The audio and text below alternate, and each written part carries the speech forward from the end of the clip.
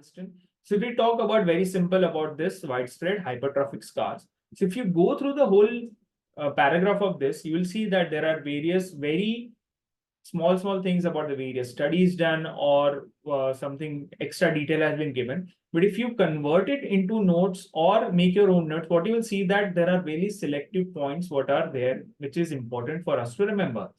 For example, the paragraph which I showed you. So here are the important points from that. So you need to filter that out, even if you're making your own notes. So starting with the hypertrophic scar, the conditions, then the mechanism, how the pressure therapy works.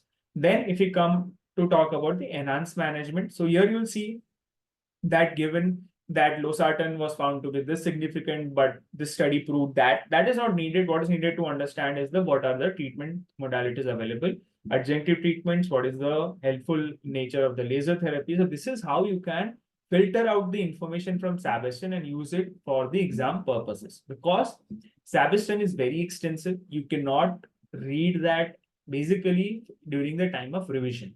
Your first reading, you can obviously read from first line to last line. But always, whenever you're doing your first reading, remember that you need to read in such a way that when you come to your first revision, second revision, or your final revision, you need to filter your information in such a way from the first reading itself, so that when you do the revision, you are pretty much clear that this is very important. I need to go through it again. This is something which I need to do if I have time. And this is something which I know or I will be remembering. I don't need to do it now.